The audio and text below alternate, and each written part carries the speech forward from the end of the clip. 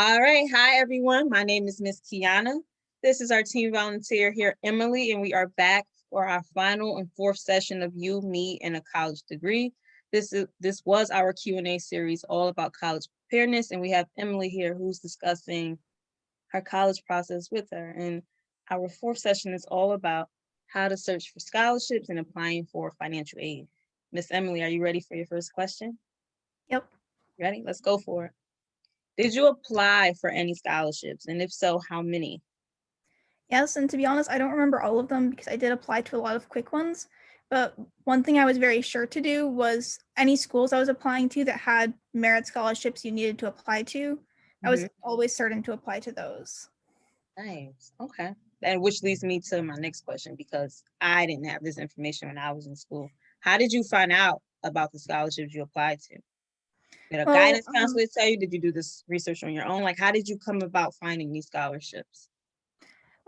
there's some scholarships, guidance counselors will send out emails or notifications letting us know that they're available. You can also look on sites like Niche or College Board, and that you can narrow your search there for the type of scholarship you want to look for. And then, like I said, I was really certain to all the schools I was applying to, I checked if they had any merit scholarships that I could apply to as well. Okay. I'm going to go ahead and ask my third question. And I think this is important for any of the teens who are watching this, any of the teens who are going out and applying for colleges. How important is it to you to apply for scholarships? I know some teens, you go into the college process and you're not sure how you're going to pay for school. Maybe you'll do loans. Maybe as you're doing FAFSA, it's tricky. That FAFSA process is very tricky. How important is the scholarship process in your financial aid process? I think the scholarship process is definitely very important because it's, you obviously want to fill out your FAFSA no matter what, but it's never guaranteed what you'll get. And there's a whole bunch of things that go into your FAFSA. So, look for scholarships. You can look for, very specific scholarships. Like, I might look for scholarships for Indian kids, or, Right. I might look for scholarships for women, scholarships for students who want to study politics or history. Looking for these really niche scholarships. That way you have a much better chance of actually getting money out of them too. And also, I know scholarships with essays, they're not as fun to do, but again, you have a better chance of actually getting something out of it because less people will apply. Ooh, okay. See, that's a trick I did not know. This is new to me. I'm pretty sure it's probably new to some of you who are viewing this too. That's a nice little tip Emily just gave us. Speaking of FAFSA, this is going to lead us to our final question of the session. Applying for financial aid. What was that process like using FAFSA? Because I know the interface may have changed since the last time I used it back in 2017. But was it easy to use? Was it easy to follow? Walk me through that process for you. When you first logged on to FAFSA.org, what was that like for you? It was a little confusing at first, to be honest. Just understanding what all the terms meant, what was my FAFSA ID, what are all the Right. things I need, documents and stuff.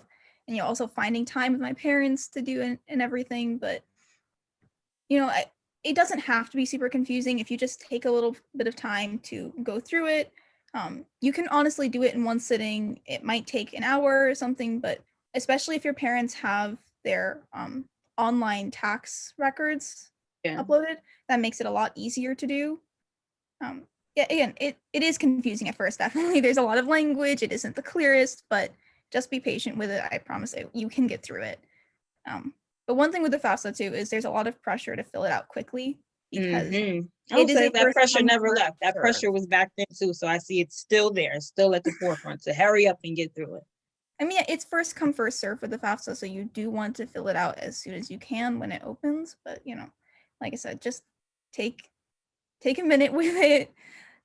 Allow yourself to go through all the terminology and everything. Don't be afraid to look things up or ask someone what a term means. It takes time, but it's doable. Yeah. Well, before I send this off, before our final session, Emily, I just want to say thank you again for taking the time to work with me and the college readiness team here at Jersey City Public Library. She's one of the wisest teams I've ever worked with in a really, really long time.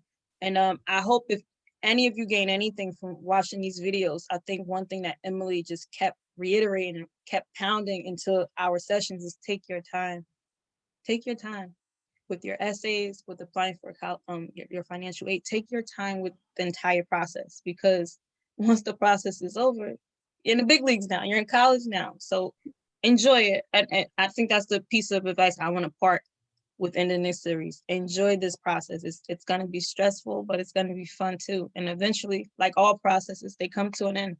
So I think that's just the advice I want to give you and any of my other teams who are viewing this series. Enjoy it and take your time. And Emily, do you have any parting words for anyone who's going to view this series of videos from us? I mean, absolutely use all the resources you have available to you. Get help from wherever you can, because this is a difficult process. It's a draining process. Make sure you take your breaks, because yeah, it's difficult. It takes a lot out of you. Yes, it does. And don't be too harsh on yourself with it. Again, like I said, she's one of the wisest teens I've ever worked with. That's the best advice I've heard in a long, long time. So if you don't do anything, please listen to Miss Emily. She knows what she's talking about. Go back to these videos and just listen to everything she has to say, because just like you, she took the time and she sat down and she's enduring this process. So if you just need to step away from that essay, you need to step away from FAFSA, give us a look and watch what Miss Emily had to say.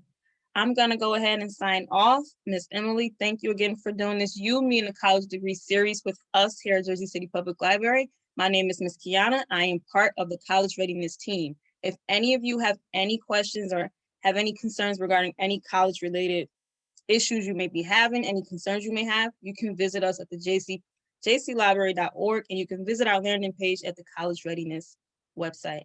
All right, Miss Emily, thank you for working with us, and I hope we work with each other in the future. I'm going to keep up with you because I want to make sure this process continues to be a breeze for you. If you need anything, you can reach out to myself. You can reach out to the College Readiness team here at Jersey City Public Library, because that's what we're here to do. We're here to help you guys. So bye, everyone, and I hope you guys look forward to watching our videos and any other content that comes from the College Readiness team. Have a good night, guys.